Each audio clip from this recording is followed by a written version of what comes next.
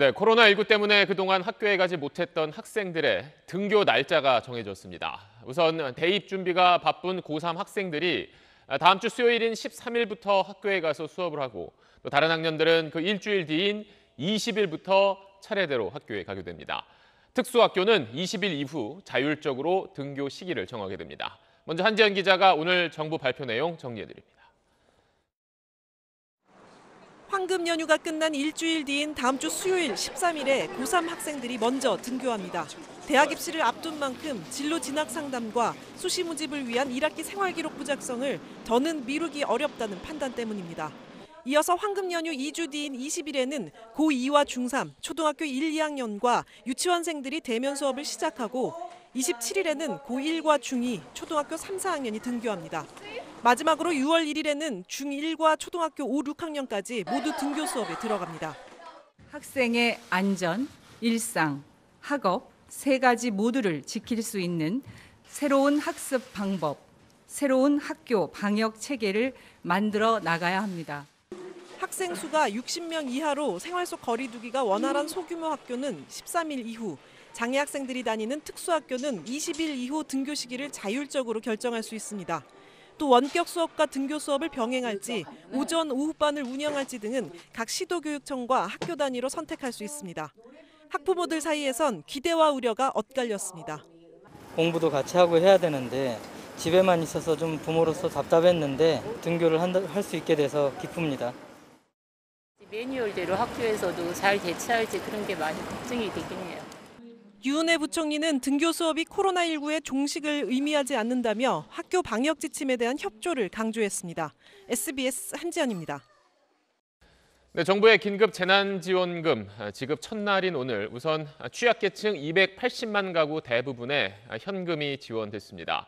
구체적으로 언제 신청하는 거고 또 내가 얼마를 받을 수 있는지는 오늘부터 인터넷으로도 확인할 수 있습니다. 임태호 기자입니다. 딸과 단둘이 사는 기초생활보장수급자 54살 김모 씨는 매달 생계급여 89만 7천 원을 받아 생활해왔습니다. 사회적 거리 두기로 집에서 지내는 날이 많아지면서 식료품이 평소보다 금세 떨어졌는데 오늘 받은 지원금 60만 원으로 한숨을 돌리게 됐습니다. 진짜 음식이 재료 진짜 많이 들어갔고 덕분에 재료를 많이 사갖고 쓰고 있어요, 넉넉하게. 정부는 오늘 하루 생계급여와 기초연금, 장애인연금을 받고 있는 280만 가구 중 90% 이상이 재난지원금을 받았다고 밝혔습니다. 내가 얼마나 받게 되는지 오늘부터 온라인에서 조회도 가능합니다. 하지만 인터넷이 익숙하지 않은 어르신 등은 주민센터를 직접 방문해 문의했고 전화 문의도 쇄도했습니다. 동주민센터에 문의가 많이 왔다고 들었습니다. 어린이들은 모르시고 빨리 돈을 줘라. 네, 빨리 돈을 입금해달라고 했는데 오는 11일부터는 공적 마스크와 마찬가지로 오부지에 따라 온라인으로 재난지원금을 신청할 수 있고 18일부터는 주민센터와 은행 등을 방문해서 신청할 수도 있습니다. 이때 신용카드처럼 쓸지 지역 상품권 형태로 받을지를 선택해야 합니다. 행정안전부는 재난지원금을 사칭해 인터넷 주소에 들어가게 한 뒤 개인정보를 빼내는 스미싱 문자 피해가 예상된다며 주의를 당부했습니다. SBS 임태우입니다. 네, 이번엔 국방과학연구소 기밀 유출 사건 속보 알아보겠습니다. 자료를 가지고 나간 혐의를 받는 퇴직 연구원에게 연구소의 현직 간부가 전화를 걸어서 그 자료들을 파기하라고 말한 사실이 저희 취재 결과 확인됐습니다. 경찰에서 진술한 내용인데 경찰은 그 해당 간부를 불러 개인적 판단인지 아니면 윗선의 지시였는지 조사하고 있습니다. 김태훈 국방전문기자의 단독 보도입니다. 지난해 9월 국방과학연구소 ADD를 퇴직한 A씨는 서울 한 대학으로 이직하는 과정에서 연구자료 68만 건을 무단 반출한 혐의를 받고 있습니다. 그러니까 자료를 밖으로 가지고 나오신 이유를 좀 여쭤보고 싶어가지고. 그런데 군과 국정원이 A씨 혐의를 확인한 이후인 지난 1월 말 ADD 현직 간부 B씨가 A씨에게 전화를 걸어 가져간 자료들을 모두 파기하라고 말했다고 경찰에 진술한 사실이 SBS 취재 결과 확인됐습니다. 경찰은 현직 간부 B씨를 오늘 두 번째로 불러 자료를 파기하라고 전화한 이유를 집중 추궁한 걸로 전해졌습니다. 개인 판단인지 아니면 윗선의 지시, 즉 조직적 은폐 시도가 있었는지를 밝히는데 수사에 초점을 맞춘 걸로 보입니다. 규정대로라면 유출 사실을 확인한 뒤엔 군과 경찰에 신고하고 혐의자에겐 자료 파기가 아닌 반납을 요구해야 합니다. 확인 취재를 위한 SBS 전화와 문자에 B씨는 응하지 않고 있고 ADD는 조직적 은폐는 없었다는 입장입니다. 확인해봐야 되는데 소장님이 절대 그렇게 지시하실 일도 없고요. 경찰은 문재인 대통령의 신속수사 지시에 따라 대전경찰청 보안수사대에 이어 오늘부터 서울경찰청 보안수사대를 추가 투입해 A씨 외에 유출 혐의자 22명에 대한 수사에도 착수했습니다. 경찰은 A씨가 자료를 반출하는 데 사용한 외장 하드도 확보해 삭제된 자료들을 복구 중이라고 밝혔습니다. 또 추가 투입된 서울경찰청 보안수사대는 지난해 퇴직한 뒤 아랍에미리트 모 대학으로 떠난 연구원이 어떤 자료를 가지고 갔는지 해외 유출 가능성을 우선 확인할 계획입니다. SBS 김태훈입니다. 전남 해남에서 며칠 동안 지진이 계속 발생하고 있습니다. 지난달 26일부터 매일 지진이 이어지더니 어젯밤에는 규모 3.1을 기록했고 오늘은 그보다는 약했지만 하루 사이에 12번이나 발생했습니다.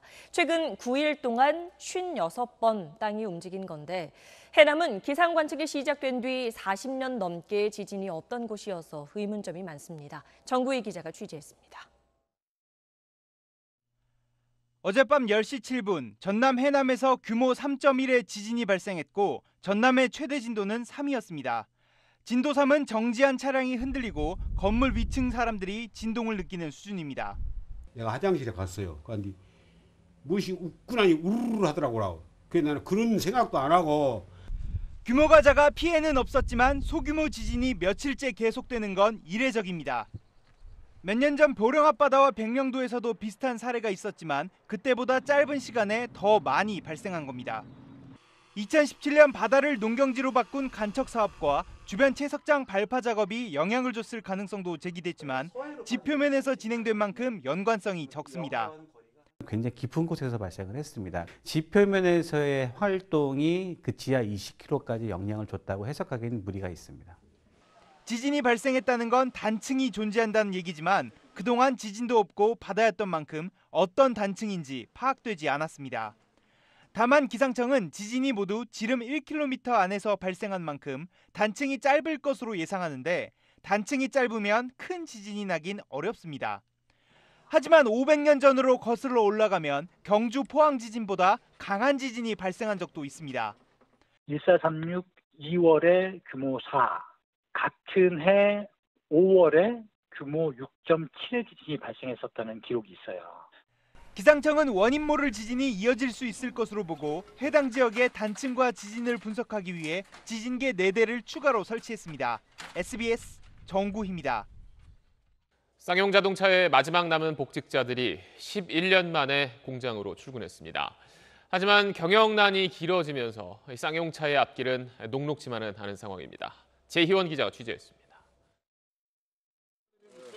마지막 남은 35명의 쌍용차 복직자들이 평택 공장 앞에 섰습니다.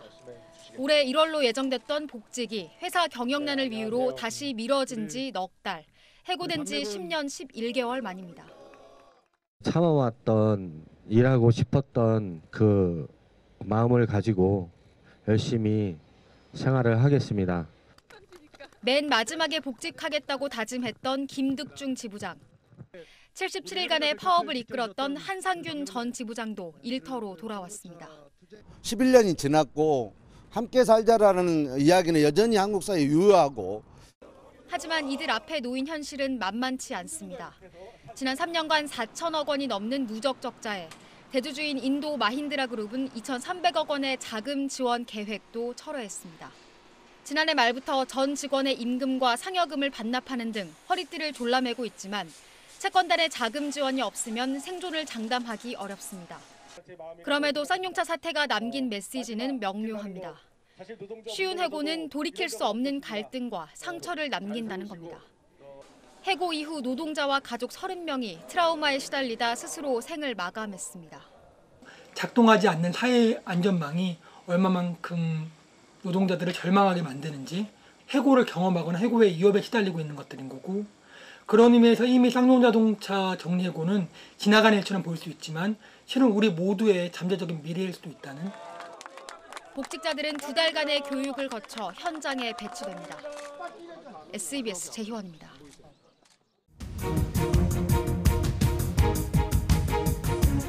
위협 신고 전화를 받고 출동한 시간은 무차별 방침 어느 때보다 높은 상황입니다. 힘없는 지지를 보냈습니다. 다양한 직업의 신분들의 행렬이 한인타운 학생들은 직접 그린 팻말을 들고 손에 손을 이어잡고 배추와 상추 같은 채소는 어쩔 수 없이 음식 가격을 올립니다.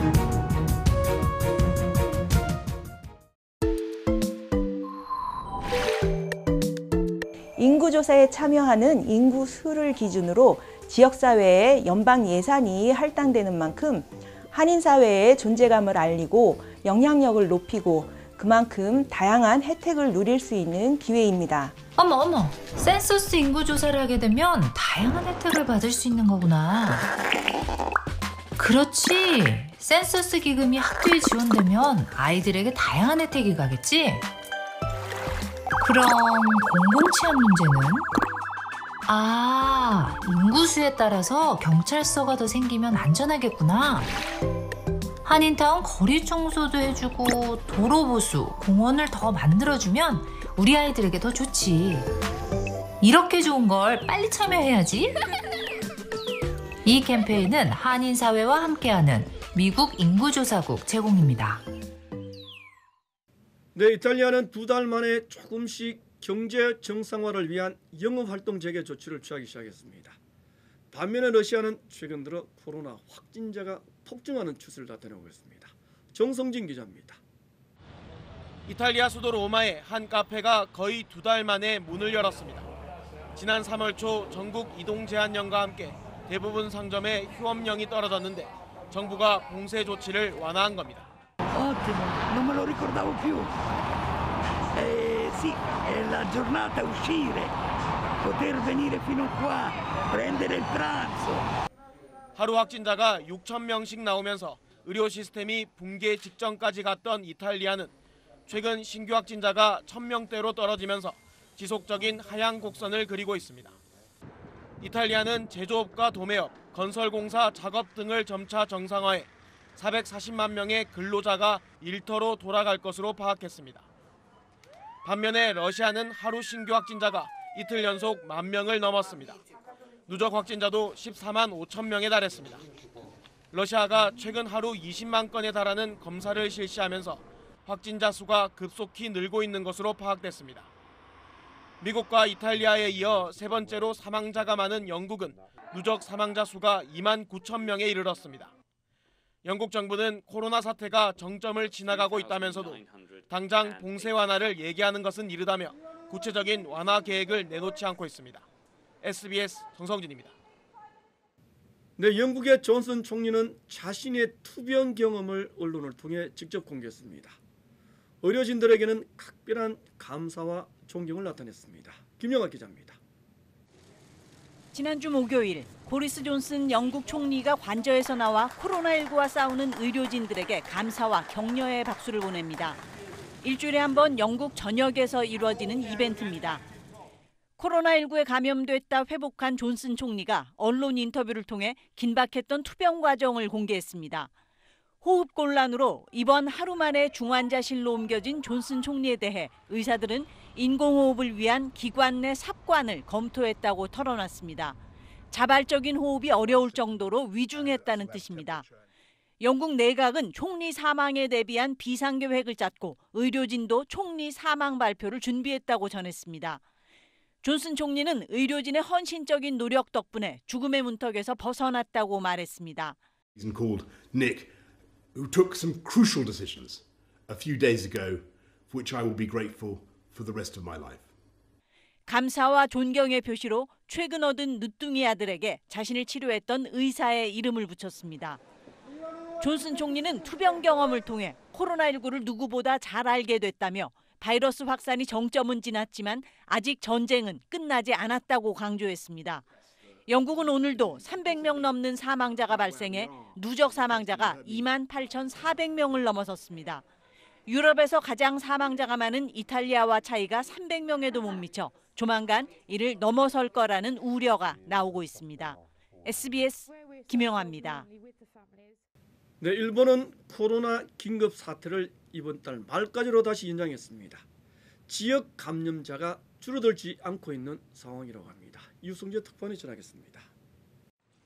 일본 정부는 내일까지로 설정됐던 일본 전역의 코로나 긴급 사태를 오는 31일까지 연장하기로 결정했습니다.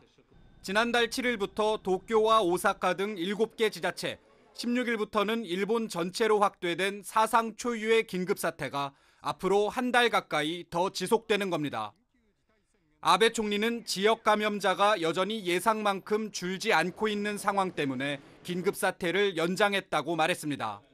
100人を超える方々が退院など回復しておられますが、さらに新規感染者を減らしていく必要があります。 그러면서 오는 14일 다시 전문가 자문회의를 열어 긴급사태 연장의 효과를 재검토하겠다고 밝혔습니다. 이미 외출 자제와 휴업으로 경제가 잔뜩 얼어붙은 상황을 고려해 감염자 수가 적고 의료 기반에 여유가 있는 지자체는 자체 판단으로 31일 이전이라도 긴급사태를 해제할 수 있도록 했습니다. 또 적절한 감염 방지 대책을 전제로 공원과 도서관, 박물관 등 일부 공공시설은 조만간 업무 재개를 허용하기로 했습니다. 그러나 일본 내 감염 확산의 가장 큰 원인으로 지목된 검사 부족에 대해서는 검사 능력을 확충하겠다는 기존 발언을 반복하는 데 그쳐 여전히 불안이 가시지 않고 있습니다. 도쿄에서 SBS 유성재입니다.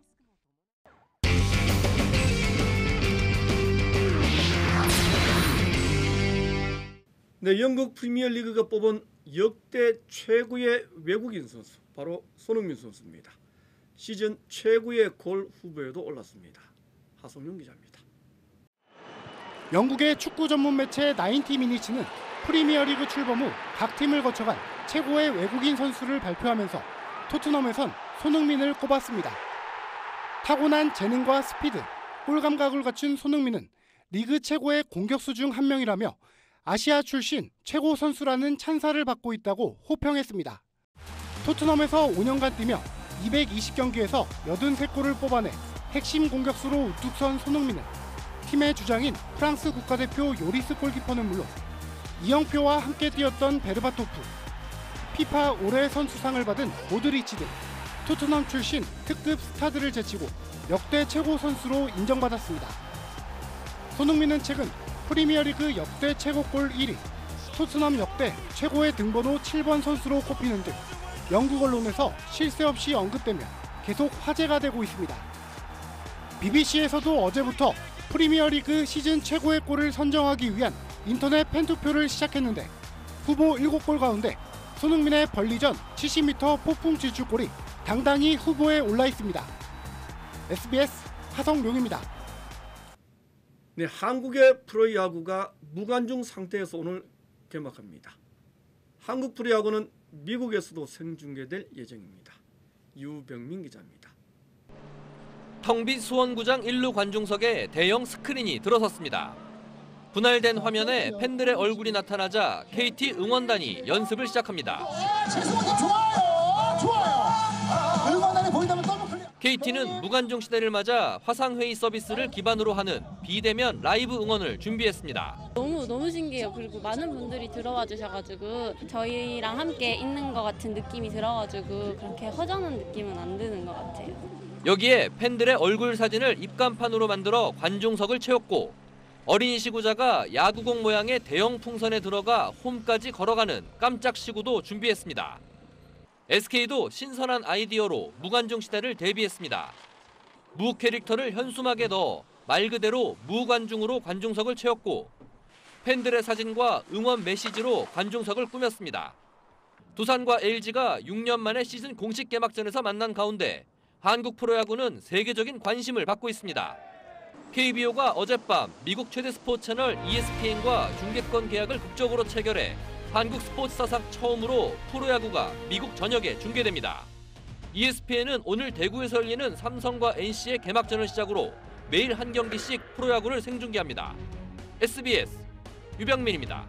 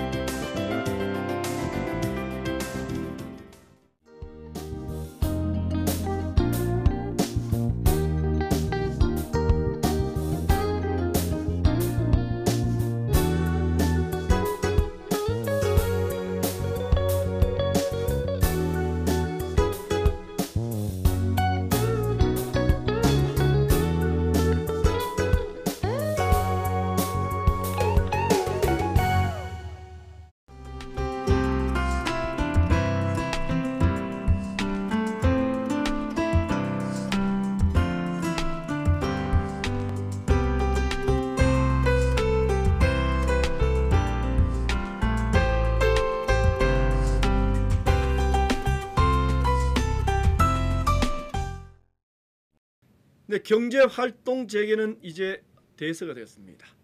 언제 어느 정도 허용할지만 남았습니다. 캘리포니아주도 오는 금요일부터는 일부 소매점부터 다시 문을 열기로 했습니다. 코로나 피로감 크게 증가한 것 사실입니다.